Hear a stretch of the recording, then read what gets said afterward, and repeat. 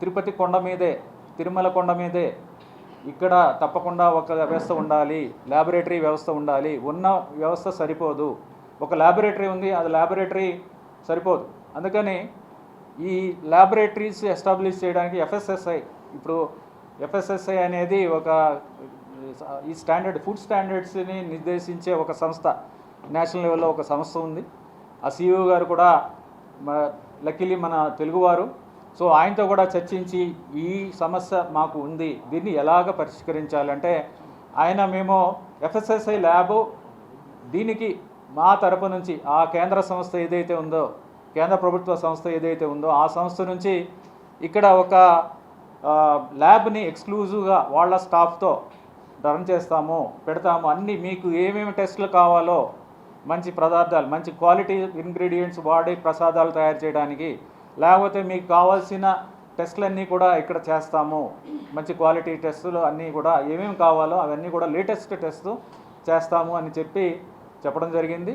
So ఆ తర్వాత FSSI వాళ్ళు కూడా state level state food safety వాళ్ళు కూడా ఒక మొబైల్ ఎఫ్ఎస్ఎస్ఐ ల్యాబ్ కూడా రీసెంట్గా దాన్ని ఒకటి పెట్టడం జరిగింది. దాంట్లో 80 రకాల టెస్టులు ఇక్కడ చేస్తాం. ఈ ఎఫ్ఎస్ఎస్ఐ ల్యాబ్ ద్వారా 80 రకాల టెస్టులు చేస్తాము. తర్వాత ఈ గీ టెస్టింగ్కి కొన్ని ముఖ్యమైన టెస్టులు చేయడానికి ఇక్కడ మరి ఎప్పుడో ఏర్పాటు చేయాల్సింది, మరి ఎందుకు చేయాలో తెలీదు.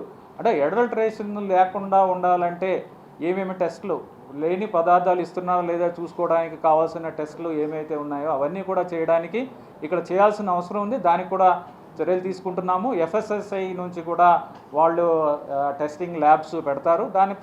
దాంతోపాటుగా మనకున్న ల్యాబ్ ఉంది కాబట్టి మనం కూడా దాన్ని స్ట్రెంథన్ చేసుకోవడానికి కూడా అవకాశం ఉంది, అది కూడా చేస్తాము. తర్వాత ఐటమ్స్, క్వాలిటీ ఫుడ్ ఐటమ్స్ ఏవైతే ఉన్నాయో ఆహార పదార్థాలు మనం ప్రొక్యూర్ చేస్తున్నాము, వాటిని అన్నప్రసాదాల కోసం వాడుతున్నాము, స్వామివారికి ప్రసాదాలు తయారు చేయడానికి వాడుతున్నాము, లడ్డూలు తయారు చేయడానికి వాడుతున్నాము. వీటన్నిటి కూడా స్పెసిఫికేషన్స్ కూడా అబ్జర్వ్ చేస్తే ఎఫ్ఎస్ఎస్ఐ వాళ్ళతో కూడా ప్రిలిమినరీగా డిస్కస్ చేస్తే ఈ స్పెసిఫికేషన్స్ పాత ఎప్పుడో ఉన్న ఈ స్పెసిఫికేషన్స్ సరిపోవు, ఈ స్పెసిఫికేషన్స్ ఇంప్రూవ్ చేయాలి, ఈ స్పెసిఫికేషన్స్ ఇంప్రూవ్ చేసి దాని ప్రకారం కూడా టెస్టింగ్ స్టాండర్డ్స్ కూడా ఇంప్రూవ్ చేయాలి. అంటే మనం స్పెసిఫై చేసి దాన్ని టెస్టింగ్ చేయగలిగితేనే మనకు క్వాలిటీ వస్తుంది. టెస్టింగ్ వ్యవస్థ లేనప్పుడు కూడా సప్లై చేసేవాడు వాడికి బిజినెస్, సో వాళ్ళు కూడా దాన్ని ఎక్స్ప్లాయిట్ చేయడానికి అవకాశం ఉంది. అందుకని ఆ టెస్టింగ్ స్టాండర్డ్స్తో పాటు మనం ప్రొక్యూర్ చేసే ఐటమ్ స్టాండర్డ్స్ ఎలా ఉండాలి, ముఖ్యమైన పదార్థాలు ఒక చేసి ఫోటోగ్రాఫ్స్ కూడా, ఇప్పుడు ఫోటోగ్రాఫ్ తీసుకున్నప్పుడు పాత ఫోటోగ్రాఫ్స్ పెట్టచ్చు, లేకపోతే ఏ టైంలో ఆ ఫోటోగ్రాఫ్స్ తీసారే మాకు ప్రూఫ్ ఏంటి చేస్తున్నారా లేదా ఆ గ్రూప్ ఒకటి క్రియేట్ చేసుకుని ఆ గ్రూప్లో షేర్ చేయడం, అలాగే సోషల్ మీడియాలో కూడా టైం టు టైం ఇవన్నీ కూడా పోస్ట్ చేయడం, ఇవన్నీ కూడా ప్రజలకు తెలియజేయాలనే ఉద్దేశంతో చేస్తున్నాము. సోషల్ మీడియాలో కూడా ఈ photographs time stamped and location GPS stamped, అంటే ఎక్కడ తీసుకున్నారో ఆ ఫోటో, ఏ టైంలో తీసుకున్నారు, ఫుడ్ డిస్ట్రిబ్యూషన్ కానీ, పాలు కానీ, వాటర్ కానీ ఇవన్నీ కూడా చేయడం జరుగుతుంది. అది చేస్తున్నాం. అవన్నీ కూడా మీరు కూడా రెగ్యులర్గా చూడొచ్చు. దీంట్లో కూడా ఏమన్నా మీ సలహాలు సూచనలు ఏమన్నా ఉంటే మాకు తెలియచేయండి. అంటే ఇంప్రూవ్ చేయాల్సింది ఇంకా ఉంది. నేను పర్ఫెక్ట్ కండిషన్కి వచ్చేసాము, ఇంకా ఫర్దర్గా చేయాల్సింది ఏమీ లేదు అని కాదు. ఇది కంటిన్యూస్ ఇంప్రూవ్మెంట్. మొదటి రోజు కన్నా చాలా ఇంప్రూవ్ అయ్యింది, ఇంకా ఇంప్రూవ్ చేయాల్సింది ఉంది. డెఫినెట్గా మీరు సజెషన్స్ ఇవ్వండి, ఎక్కడన్నా లోపం ఉంటే మాకు చెప్తే ఇమీడియట్గా దాన్ని సరి చేసుకుంటాము. తర్వాత క్యూ లైన్స్, దానికి ఇప్పుడు నారాయణగిరి కాంప్లెక్స్ దగ్గర ఆ షెడ్స్ పక్కన ఒక వేకెంట్ అంటే క్యూ లైన్ ఒకటి పోతుంది. అది దాన్ని కూడా ఒక వెయిటింగ్ ప్లేస్ కింద చేసుకుంటే ఎడిషనల్గా ఒక 5-6 వేల మంది అక్కడ ఉండడానికి అవకాశం ఉంది, అక్కడ కూర్చోవడానికి అవకాశం ఉంది వెయిటింగ్ పీరియడ్లో. అది కూడా రెడీ చేసాము. అది కూడా ఎక్కువగా వచ్చినప్పుడు, క్రౌడ్ ఎక్కువైనప్పుడు, మనకి ఎక్కువగా భక్తులు వచ్చినప్పుడు నంబరు సర్వదర్శనాని కోసం వాళ్ళందరినీ కూడా మనము దాంట్లో వెయిట్ చేయించడానికి అవకాశం ఉంటుంది. తద్వారా వాళ్ళు ఎక్కువగా లైన్లో నుంచుని ఇబ్బంది పడే అవసరం లేకుండా చేయాలనేది మా ఉద్దేశం. అదొకటి ఇంపార్టెంట్ విషయం. తర్వాత అన్నప్రసాదం కాంప్లెక్స్ ఉంది, తరిగొండ వెంగమాంబ అన్నప్రసాదం కాంప్లెక్స్ ఏదైతే ఉందో, అన్నప్రసాదం కాంప్లెక్స్లో రోజు మొత్తం మీద మనకి రోజుకి 2 లక్షల మందికి, అంటే బ్రేక్ఫాస్టు, డిన్నరు, లంచ్ మొత్తం 3 కలిపి సుమారుగా 2 లక్షల మందికి ఇస్తాము. అంటే over a period of time ఇది నంబర్ పెరిగింది. అంటే ఇనీషియల్గా ఒక 15 ఇయర్స్ బ్యాక్, 20 ఇయర్స్ బ్యాక్ 2000 నుంచి ఈ నెంబర్కి వచ్చింది.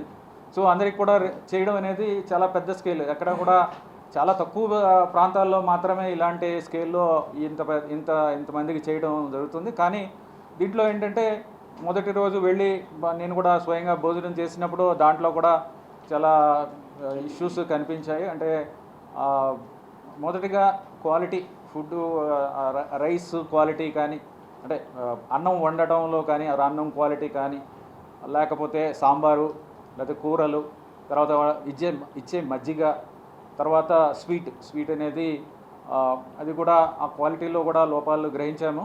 తర్వాత అధికారులతో చర్చిస్తే ఆ ఇన్ఛార్జ్ అధికారులు, డిప్యూటీ ఈఓస్ అందరితో కూడా స్టాఫ్ అందరితో కుక్స్తో చర్చిస్తే అందరూ కూడా కొన్ని ఇష్యూస్ చెప్పారు. అంటే క్వాలిటీ ఆఫ్ రా మెటీరియల్ ఏదైతే వస్తుందో అదొకటి.